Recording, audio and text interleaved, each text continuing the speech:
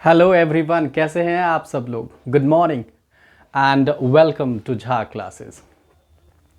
तो एक बार फिर से आज मैं हाजिर हूं आप सबके सामने वन शॉट रिवीजन। ठीक है, क्लास 10th की बात हो रही है। तो क्लास 10th में अभी वन शॉट रिवीजन जो है मैं हर चैप्टर के लिए एक समरी लेके आ रहा हूं, ताकि यदि आप लोग रिवाइज कर रहे हो तो ये रिवीजन में काफ़ी हेल्प करेगा। ठीक है, एक बार गो थ्रू कर लेंगे तो आइडिया लग जाएगा कि what is there in this chapter, है ना। तो इसी वन शॉट रिवीजन की जो सीरीज है, इसमें आज बारी है pair of linear equation in two variable, chapter 3। NCERT की बुक में चैप्टर 3 है। ठीक है, pair of linear equation in two variable क्या है, इस चैप्टर में क्या करना है ना, सबसे बड़ा क्वेश्चन है। और हालांकि चूंकि हम लोग रिवीजन के मूड में हैं तो ऑलरेडी आप लोग पढ़ चुके होंगे इस चैप्टर के बारे में, तो ज़्यादा एक बार बस रिकैप करवाना है कि हम किस तरह के क्वेश्चन इंपॉर्टेंट हो सकते हैं, इसमें कॉन्सेप्ट क्या है, क्या ध्यान रखने की ज़रूरत है ना। तो ज़्यादा डिटेल नहीं जानी है, बट हाँ one will have to just revise one by one. ठीक है, तो चलिए शुरुआत करते हैं। तो सबसे पहला क्वेश्चन है कि pair of linear equation in two variable not one, आखिर है क्या ये। तो देखिए, जब भी लीनियर इक्वेशन की बात होती है तो लीनियर का मतलब होता है वन। Linear means one. तो ऐसा कोई भी अलजेब्रिक इक्वेशन जिसकी हाईएस्ट डिग्री वन हो, डिग्री यानी कि पावर की बात कर रहा हूं, N algebraic equations having highest degree, highest सबसे बड़ी जो डिग्री है यदि वन है, so that will be considered as linear। तो मतलब कि ये पावर वन वाला इक्वेशन है। पेयर की बात हो रही है, मतलब कि एक लीनियर नहीं है, ये दो लीनियर इक्वेशन होगी। और टू वेरिएबल है, मतलब कि सिर्फ एक अल्फाबेट्स नहीं होंगे, कम से कम दो होंगे। या तो एक्स वाई ले लेगा, पी क्यू ले लेगा, ए बी ले सकता है, कुछ भी ले सकता है, but there must be two variables, right. तो तीन बातें आपको ध्यान रखनी है, highest degree one, two equations and two variables. ये बात समझ आ रही है। इसका जो स्टैंडर्ड इक्वेशन है, स्टैंडर्ड इक्वेशन की बात करूं तो दैट इज, ये जो है आपका ऐसा है, a1x प्लस b1x नहीं, ये y वाला टर्म है, इक्वल्स टू भी लिख सकते हैं या फिर प्लस c1 इक्वल टू 0। ये आपका पहला इक्वेशन हो गया लीनियर का। और इसी का दूसरा हो जाएगा a2x b2y plus c2। So this is what we have the equations. ये इसका स्टैंडर्ड है, बेसिक कह सकते हैं, pair of linear equation in two variable. यहां पे ध्यान से देखिए, a1 a2 b1 b2 c1 c2, तो इसको लेकर के कंफ्यूज नहीं होनी है, these are the constant terms.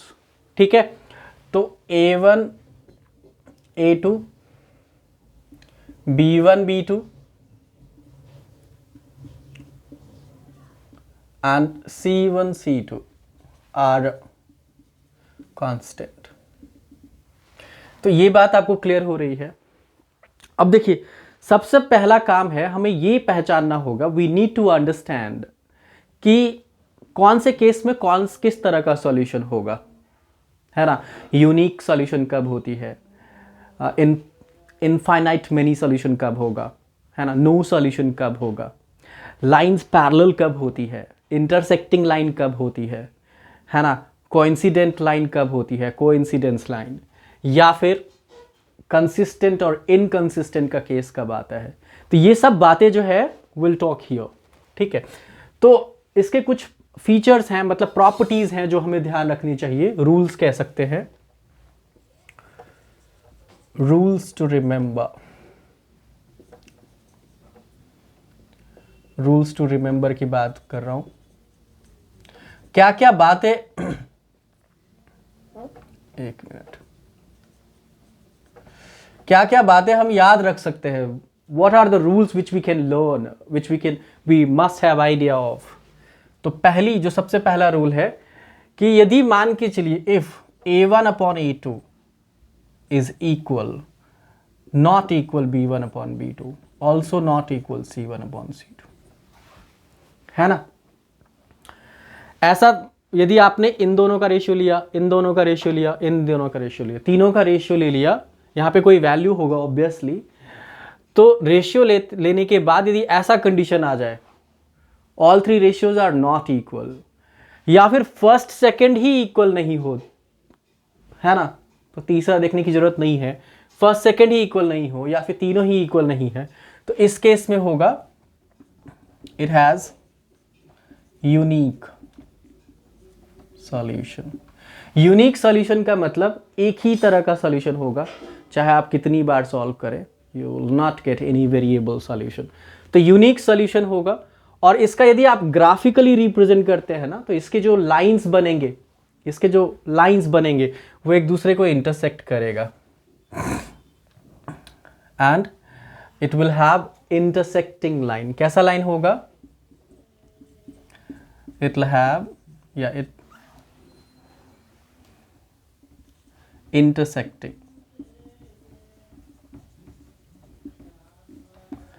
कुछ लोग पूछ सकते हैं कि सर इंटरसेक्टिंग लाइन क्या है। यदि अभी तक आपको ये सब नहीं पता है तो पता नहीं क्या कर रहे हैं आप लोग, है ना। तो that's very important to know. यदि जानना चाहेंगे मैं बताऊंगा, let's know one by one. यदि इंटरसेक्टिंग लाइन हो, यूनिक सॉल्यूशन हो, तो बहुत क्लियरली समझनी है कि ये कैसा सॉल्यूशन है, कंसिस्टेंट सॉल्यूशन है, इट इज कंसिस्टेंट। कंसिस्टेंट का मतलब जो एक ही बार बार चलता रहे, है ना, वही होता रहे, तो उसको कंसिस्टेंट कहेंगे। नंबर 2 चलते हैं, तो सेकंड कंडीशन। तो सेकंड कंडीशन हमें ध्यान रखनी है कि A1 upon A2 equals B1 upon B2 not equal C1 upon C2। मतलब कि फर्स्ट टू रेशियो तो सेम है but third is not equal. तो जब ऐसा कंडीशन आ जाए तो आप क्या कहते हैं कि it has no solution, it has no solution. No solution मतलब सॉल्यूशन आप पता नहीं कर सकते, you can't find the solution, right. तो जब नो सॉल्यूशन केस आ जाए तो लाइन कैसी बनती है ग्राफ पे? ग्राफ पे जो लाइन बनेगी that will be parallel line. कैसा लाइन होगा? हैव पैरेलल लाइन, ठीक है। और कंसिस्टेंट होगा कि inconsistent? Obviously it will be inconsistent, obviously inconsistent, ठीक है। तो इतनी बातें आपको याद रखनी है। Moving further, number 3, rule number 3। Rule number 3 कहता है कि इफ ऑल 3 सेम हो जाए, है ना, ऑल 3 तीनों ही सेम हो जाए, तो इसमें इसका जो है इनफाइनाइट मेनी सॉल्यूशन हो जाएगा।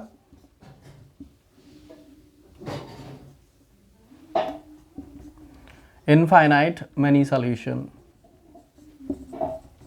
और लाइन कैसा होगा? कोइंसिडेंस।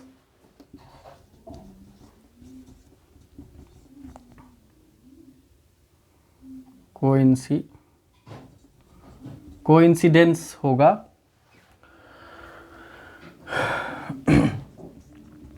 और आप कह सकते हैं कि ये कंसिस्टेंट होगा।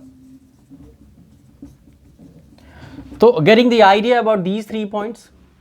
तो कंडीशन ये बहुत इंपॉर्टेंट है क्योंकि क्वेश्चन आता है इसके बेसिस पे। कैसा क्वेश्चन आएगा अभी बात कर लेते हैं, लेट्स टॉक अबाउट। मान के चलिए आपके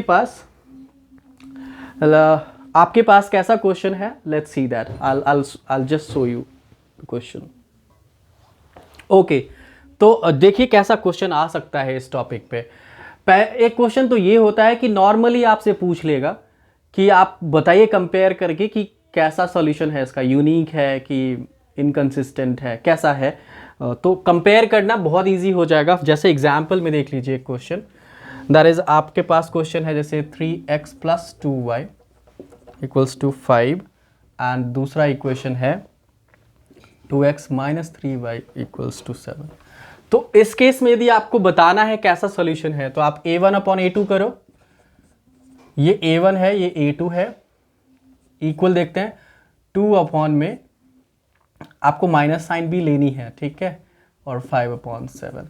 तो कैसा दिख रहा है आपको? क्या एक दूसरे के इक्वल है? क्या इज इट इक्वल? बिल्कुल इक्वल नहीं है। तो आप क्या कहेंगे कि यूनिक है ये, यूनिक सॉल्यूशन है और साथ में कैसा यूनिक है, तो फिर क्या होगा,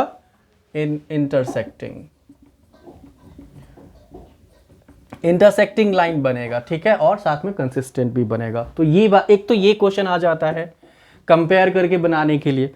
उसके बाद एक क्वेश्चन जो काफ़ी इंपॉर्टेंट मुझे लगता है वो है कि आपको ना कह देगा कि इस इक्वेशन के ऐसा सॉल्यूशन है, मतलब कि यूनिक सॉल्यूशन है या फिर नो सॉल्यूशन है, आप ना मिसिंग टर्म के की वैल्यू पता करो, ठीक है। तो वो मैं आपको दिखाता हूँ, लेट्स सी दैट क्वेश्चन, ठीक है। चलो देखिए जरा, तो जैसे कि हमारे पास क्वेश्चन है, ये क्वेश्चन है कि 2x नहीं 3x plus y equals to 1 और 2k minus 1x plus k plus 1 bracket y 2k plus 1। ये सारे क्वेश्चन मैं एनसीईआरटी से ही ले रहा हूँ, तो आप लोगों को ज़्यादा सोचने की ज़रूरत नहीं है। इस तरह के क्वेश्चंस कैसे आप अप्लाई कर सकते हैं, कैसा कितना इंपॉर्टेंट होने वाला है, काफ़ी इंपॉर्टेंट होने वाला है। तो you have to be very serious about these kind of questions, let's understand. तो इसको बनाने के लिए आपसे इसमें पूछ रहा है कि k की वैल्यू निकालिए और इसका सोल्यूशन कैसा है, नो सोल्यूशन है। तो बहुत डायरेक्टली आपको सोचना है कि नो सोल्यूशन कौन से केस में आता है, तो कौन से केस में आता है, when first two ratio are same. तो फर्स्ट टू रेशियो की बात करें तो 3/2k माइनस 1 इक्वल टू, यहां पे कोई कांस्टेंट नहीं है तो आपको 1 लेनी है अपॉन k प्लस 1। और जब भी आपको वैल्यू निकालनी हो k की, कोई सा भी वेरिएबल मिसिंग है उसका वैल्यू, तो उस केस में आपको एक चीज ध्यान रखनी है कि आपको ना फर्स्ट और सेकंड का ही रेशियो से काम चलाना है, थर्ड की जरूरत भी नहीं पड़ेगी। तो आप इसको क्रॉस कर लीजिए, तो इसको जैसे ही क्रॉस मल्टीप्लाई करेंगे तो ये बन जाएगा 3k plus 3 equals to 2k minus 1 and transpose यदि कर लेते हैं तो 3k minus 2k is equals to आपका जो है ना, माफ कीजिएगा यहाँ पे माइनस का साइन है तो आप माइनस का साइन लगा लेंगे क्वेश्चन में। क्वेश्चन देख लीजिएगा कैसा है, तो 3k माइनस 3 हो जाएगा, ठीक है। तो इधर ट्रांसपोज करने से -1 प्लस 3 हो जाएगा और ये k इज इक्वल्स टू 2 आ गया, है ना। तो बहुत क्लियरली समझना है कि कैसे, तो जब भी नो सॉल्यूशन है तो कंडीशन ध्यान रखिए। समझ आया आपको ये रूल? ओके, आगे चलते हैं। इस रूल के बाद जो हमें समझना है वो ग्राफिकली, देखिए इस पेयर ऑफ लीनियर इक्वेशन को हम दो तरीके से सॉल्व कर सकते हैं, एक तो है ग्राफिकल मेथड और एक है अलजेब्रिकल मेथड। अलजेब्रिकल मेथड में फिर 3 तरीके हैं, दैट इज आप सबसे पहले सब्स्टिट्यूशन पढ़े होंगे, देन आपका एलिमिनेशन हुआ होगा, then cross multiplication. Cross multiplication को एलिमिनेट कर दिया है, मतलब रिमूव कर दिया है इस बार सिलेबस से, स्टार्टिंग 2 कब आ रहा है। तो पहले ग्राफिकली देखते हैं कि कैसे बना सकते हैं। Let's talk about graphical method, है ना। ओके, तो चलिए देखते हैं ग्राफिकली कैसे सॉल्व करते हैं क्वेश्चन को, और ग्राफ के बेसिस पे काफी क्वेश्चन आता है तो हमें तैयार रहना होगा, ठीक है। तो जैसे कि हमने ये क्वेश्चन एनसीईआरटी से ही ली है, तो इस क्वेश्चन को ग्राफिकली बोल रहा है कि रिप्रेजेंट करके दिखाइए। और साथ ही इसमें मैं एक चीज बता दूं कि ग्राफ के बेसिस पे जब सॉल्व करेंगे तो उसके बाद आपको ये भी पूछ सकता है कि ग्राफ पे एक ट्रायंगल फॉर्म करेगा किसी भी एक्सिस के साथ, उसका एरिया निकालिए या फिर उसके वर्टिसेस बता दीजिए। तो उस केस में क्या करते हैं एक बार जरूर देख लेते हैं। लेट्स टॉक अबाउट इसको। ग्राफिकली बनाने से पहले आप किसी भी एक इक्वेशन को, पहले फर्स्ट इक्वेशन को लीजिए, इन इक्वेशन 1, ठीक है। तो हमने यदि फर्स्ट इक्वेशन लिया है that is x minus 1 plus 1 is equals to 0, है ना। अब हम क्या करेंगे, इसके लिए एक बॉक्स क्रिएट करना होता है, we have to draw a box for them. Box ऐसा होना चाहिए जिसमें 3 and 3, 3 ऊपर 3 नीचे, यानी कि ये मिनिमम बोल रहा हूं, इससे ज्यादा भी बना सकते हैं।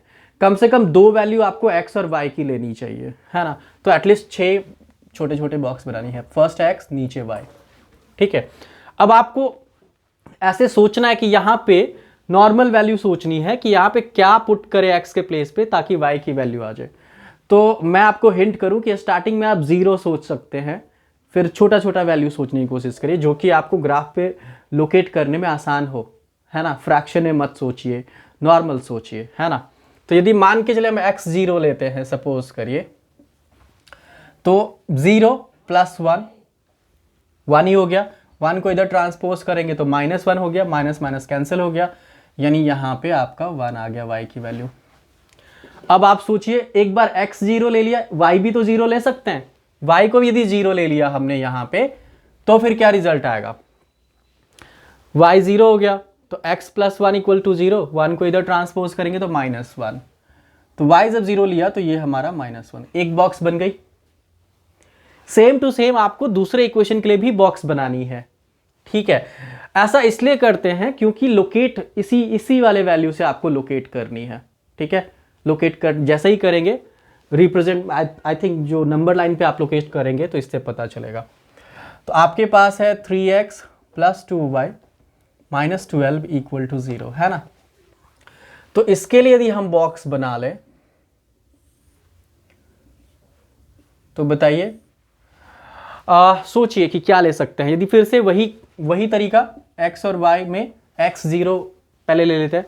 यदि x 0 लिया तो आपका 2y = 12 हो जाएगा, तो y की वैल्यू 6 हो जाएगी, है ना। y की वैल्यू 6 जब हमारा x 0 है। फिर उस केस में आप y 0 देखते हैं तो 3x = 12 हो जाएगा, तो x की वैल्यू 4 हो जाएगी जब हमने y 0 लिया। ऐसा करके इस तरह से आप वैल्यू बॉक्स की पता कर सकते हैं।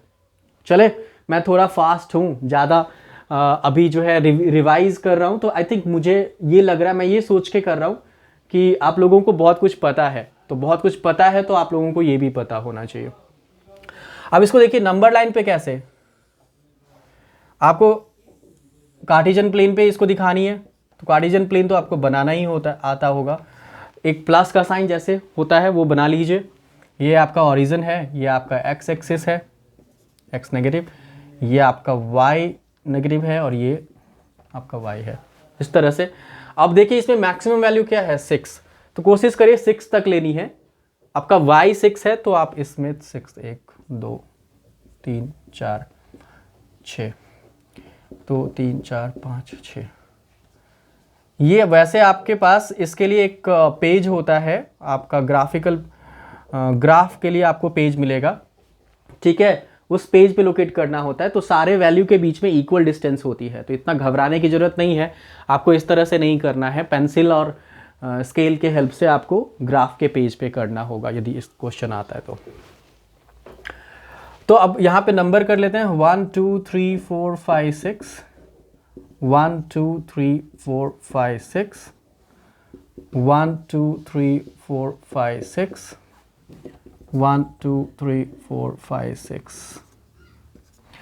अब यहाँ पे आपको जो है साइन का भी ध्यान रखना है। 0 से लेफ्ट जा रहे हैं तो नेगेटिव होना चाहिए, और 0 के राइट में जो है पॉजिटिव, डाउन में नेगेटिव, अप में पॉजिटिव।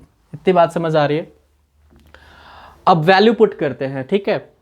देखिए फर्स्ट बॉक्स में x 0 y 1, x जब 0 हो जाएगा, y की वैल्यू 1 क्या हो, यानी कि इस पॉइंट पे आ गया आपका जो है 0,1। इज इट ओके, ये पॉइंट बन गया एक।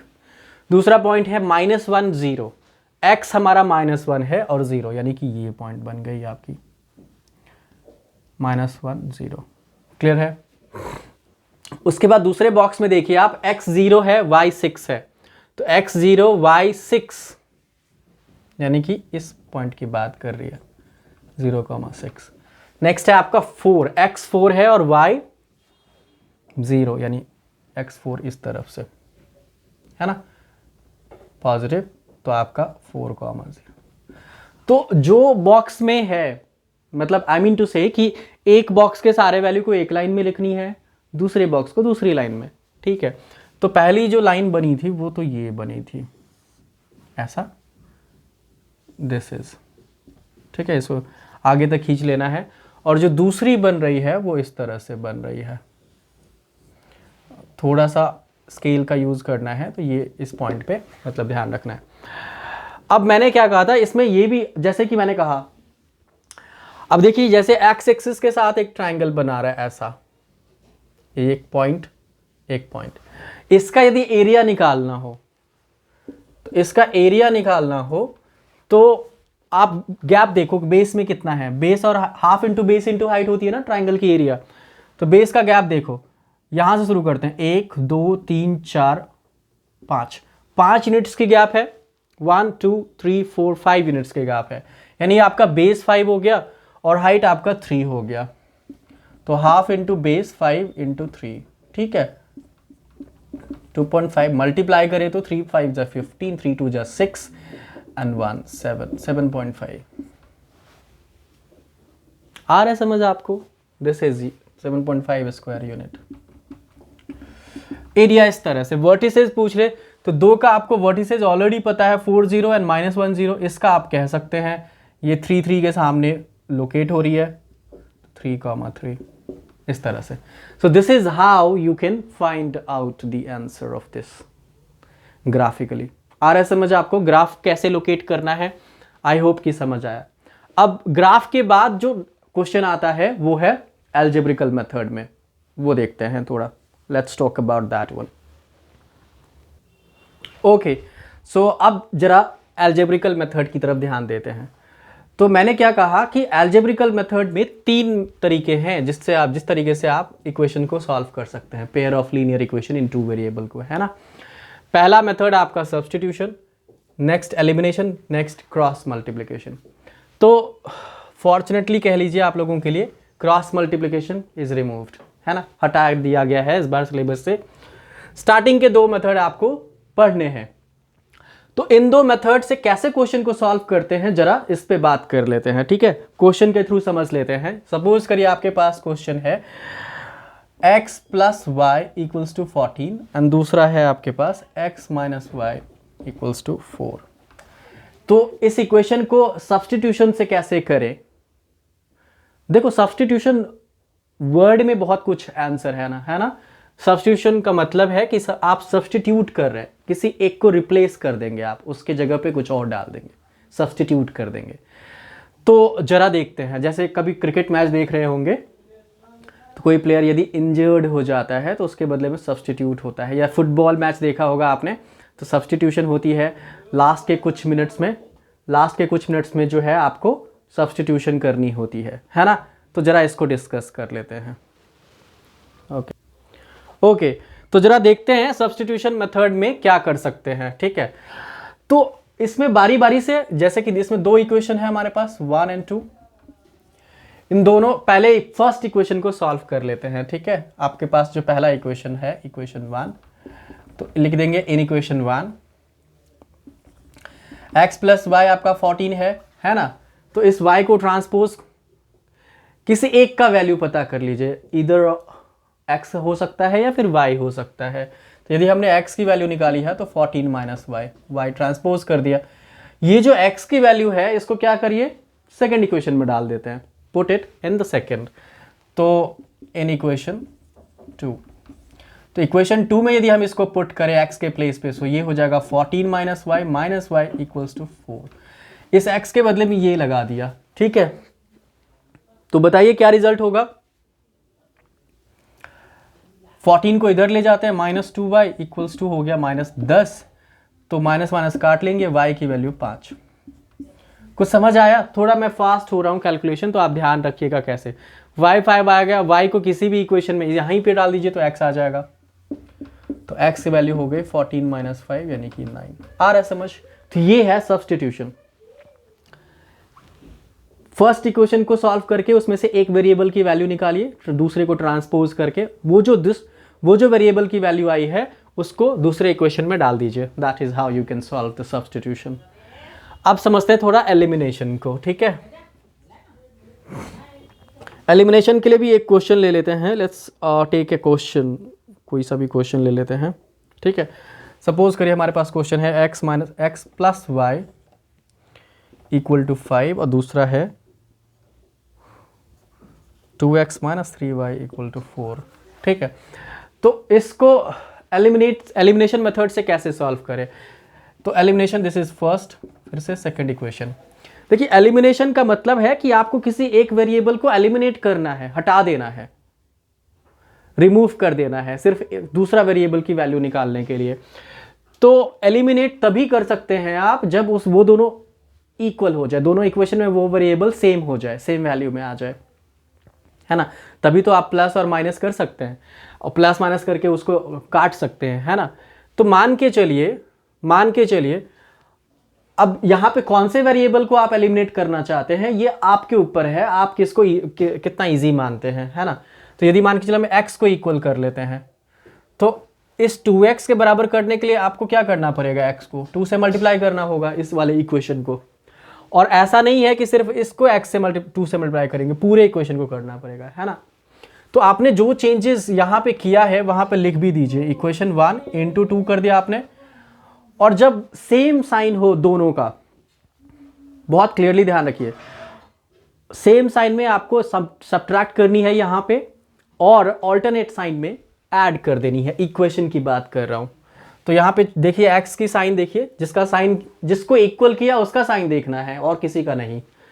तो यहाँ पे दोनों का साइन सेम है, तो ऑब्वियसली यहाँ पे हम सब्ट्रैक्ट कर देंगे, इक्वेशन 2 को हमने 1 से करी है, ठीक है। तो जब हमने ऐसा किया तो ये बन गया 2x + 2y = 5, और ये तो वही है 2x - 3y = 4। जब हम सब्ट्रैक्ट करते हैं तो नीचे के जो इक्वेशन होते हैं, सेकंड इक्वेशन, उसका साइन बदलना होता है सब्ट्रैक्शन में, है ना, पढ़ा होगा आप लोगों ने। तो साइन हमने सबका बदल दिया है।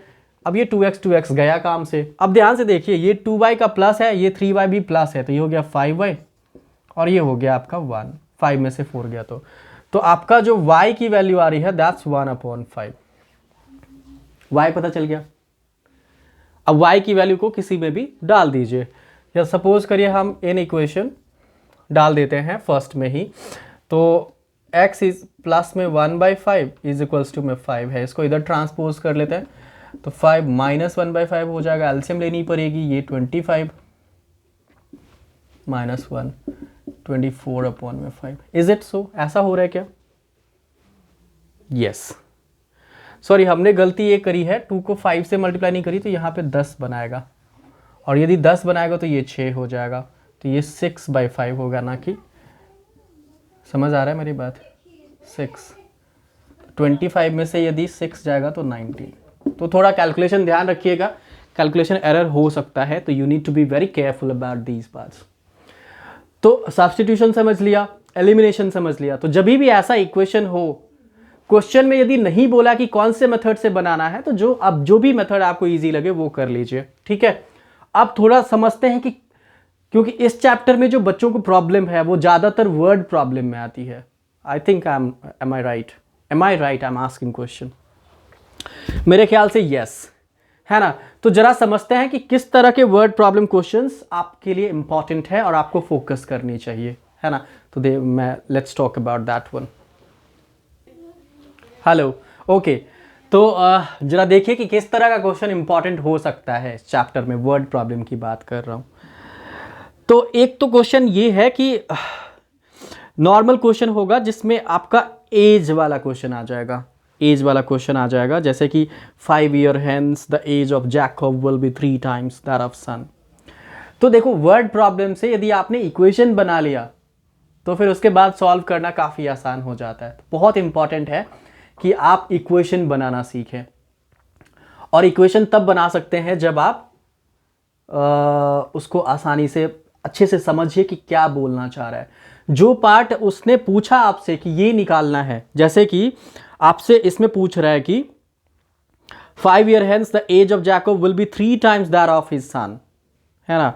5 years ago Jacob age was 7 times of his son, what is their present age।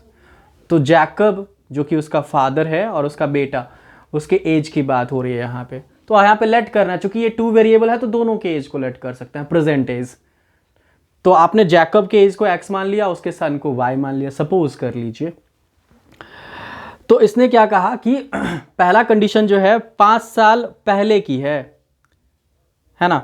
5 साल पहले वाला जो है आपका 5 years ago, वो कह रहा है कि वो 7 times, 7 गुना था जैकब। तो यानी कि x = तो पहले आपको 5 साल पहले कितना एज था दोनों का, ये एक्स और वाई तो अभी का एज है, तो पहले वाला जो एज है कैसे निकाल सकते हैं आप, x माइनस 7 हो जाएगा जैकब का, और इसका हो जाएगा y माइनस 7। सॉरी, ये 7 ईयर्स की बात नहीं हो रही है, 5 ईयर्स की बात हो रही है। और फिर कंडीशन क्या है, कंडीशन इसने क्या कहा कि 7 टाइम्स है, ये जो जैकब है वो अपने सन की 7 टाइम्स है। तो बस इस तरह से अब इसको सॉल्व कर सकते हैं आप।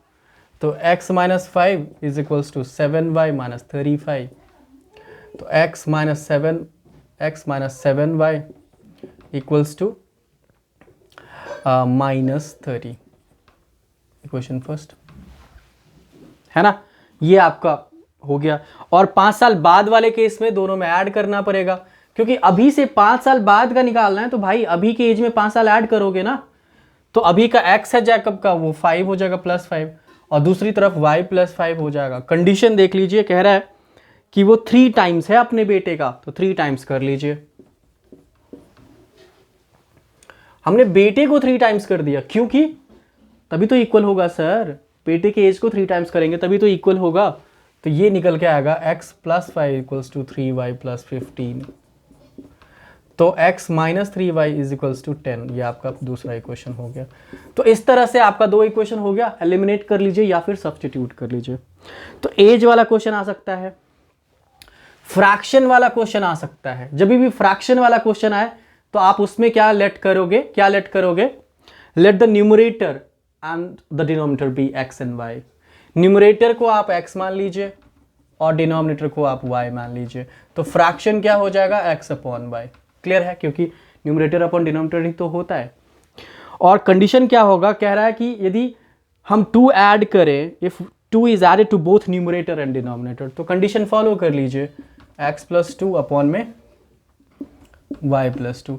न्यूमरेटर में भी 2 ऐड किया, डिनोमिनेटर में भी 2 ऐड किया, तो आपका जो चेंजेस है वो आ रहा है 9/2 फ्रैक्शन, 9/11।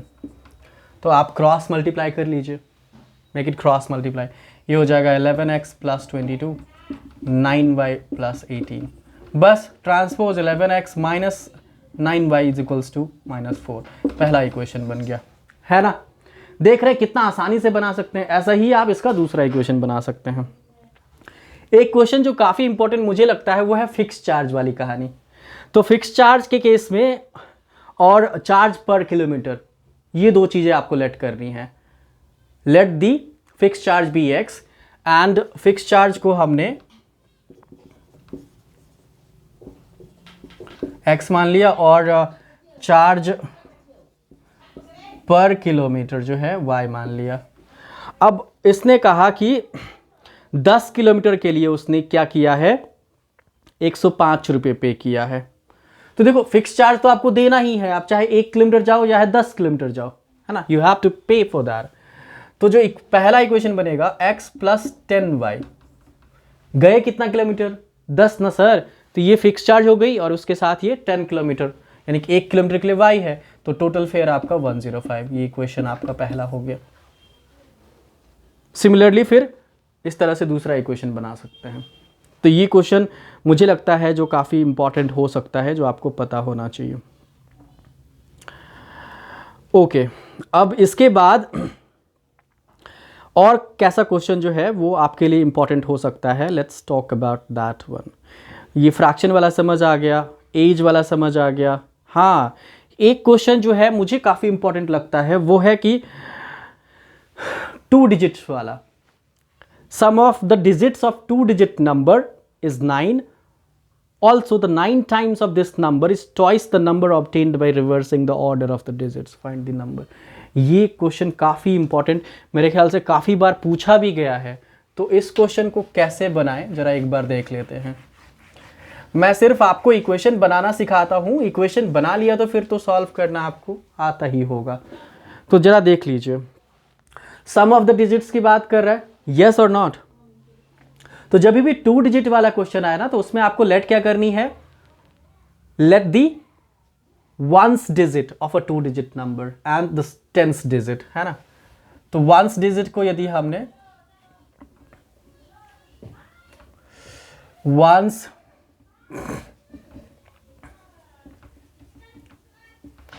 बी एक्स हो जाएगा एंड टेंस जो है आपका, यहाँ पे सी ई लिख देते हैं, टेंस डिजिट जो है आपका वाई हो जाएगा, है ना।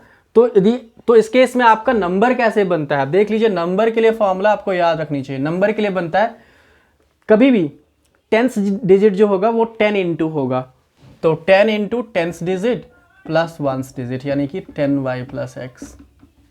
यदि हमने टेंस को x माना होता तो 10x प्लस वाई हो जाता। 10 इंटू टेंस डिजिट प्लस में वंस डिजिट, यदि ऐसा कर लेते हैं तो हो जाएगा। तो नंबर समझ आ गया। कंडीशन देख लीजिए, इसने कहा कि इसके डिजिट्स को ऐड करें तो कितना आता है, 9 आता है। तो पहला इक्वेशन तो काफी सिंपल था, दैट वाज 9 पहला। और दूसरा इक्वेशन जो है आपका कह रहा है कि 9 टाइम्स दिस नंबर, इसी नंबर का यदि हम 9 टाइम्स कर लें तो क्या हो रहा है, इस twice the number obtained by reversing the order. इस नंबर का 9 टाइम्स कर लीजिए, 10y प्लस एक्स कुल्स कह रहा है 2 इंटू ऑर्डर यदि रिवर्स कर दे डिजिट का, मतलब कि जहां पे y है वहां x लिख दीजिए, x को y के प्लेस पे, तो 10x प्लस y, ऐसा कह रहा है ये। बस अब यहां से सॉल्व करना आपके लिए इजी है। 90y plus 9x is equals to 20x plus 2y। सब ट्रांसपोज कर लेते हैं, ये दोनों वैल्यू को इधर ले जाइए तो ये हो जाएगा, इधर सब्ट्रैक्ट होके ये बन गया 11x माइनस में 88y इक्वल्स टू 0। 11 कॉमन करके तो x minus 8y equals to 0। ये आपका इक्वेशन है, दोनों बन गया, सॉल्व कर लीजिए। तो ऐसे क्वेश्चंस बनाने आने चाहिए। और भी काफ़ी सारे इंपॉर्टेंट क्वेश्चन है जो आपको ध्यान रखने की ज़रूरत है ना। एक क्वेश्चन जो मुझे लगता है कि इम्पॉर्टेंट है एग्ज़ाम पॉइंट ऑफ व्यू से, वो आपको कर लेनी चाहिए, वो ये क्वेश्चन है। एक क्वेश्चन ये होता है कि आपके पास जैसे 152x minus 378y equals to minus 78 और माइनस 378x प्लस में 152y इक्वल्स टू माइनस 604। ये इंटरेस्टिंग क्वेश्चन है, ये वाला क्वेश्चन। तो इसको बनाते समय आपको ध्यान ये रखना है, देखिए इसमें कुछ आई थिंक प्रॉपर्टीज है इसकी, कि इसमें आप देखोगे कि a2 की जो वैल्यू है वो b2 से मैच कर रहा है, सॉरी a1 की वैल्यू b2 से मैच कर रही है और b1 की वैल्यू जो है a2 से मैच कर रही है। तो जब भी ऐसा हो जाए a1 b2 में आ जाए, क्रॉस में मैच कर रहा, तो आपको क्या करना है, ऐसे नॉर्मली सॉल्व करेंगे ना काफ़ी बड़ा इक्वेशन बन जाएगा और फ्रस्ट्रेट हो जाएंगे। तो इसको सॉल्व करने के लिए पहले एक बार ऐड कर लेनी है अब इक्वेशन 1 प्लस 2 और एक बार इक्वेशन को सब्ट्रैक्ट कर लेनी है। तो जैसे ही करेंगे ना तो इन दोनों से फिर से एक नया इक्वेशन बनेगा, एडिशन के टाइम पे भी नया बनेगा और सब्ट्रैक्शन के टाइम पे भी। अब जो बना नया इक्वेशन उसको सॉल्व कर लीजिए, that will be the answer for your question. तो ये क्वेश्चन आ भी रखा है बहुत बार एग्जाम में, तो आई होप कि आप लोगों को प्रैक्टिस करनी चाहिए। है तो इसमें बताने के लिए बहुत कुछ, लेकिन काफ़ी बड़ा वीडियो हो जाएगा, तो मैं चाहता हूँ कि इतना ही है। और डिटेल में जानना चाहते हैं इस चैप्टर को, तो इस चैप्टर के जो वीडियोस हैं उसके लिए वेट करिए, मैं अपलोड करूँगा 1 बाय 1 पूरा डिटेल में, ठीक है। तो that is all for the day. कैसा लगा कमेंट करके बताइए, और कहाँ प्रॉब्लम आ रही है आपको, कहाँ जो है लगता है कि सर इस पर्टिकुलर क्वेश्चन में या फिर इस तरह के क्वेश्चन में मुझे समझ ही नहीं आता कैसे इसका इक्वेशन फॉर्म कैसे करें। ये सब यदि नहीं समझ आता है तो कमेंट करके बताइए।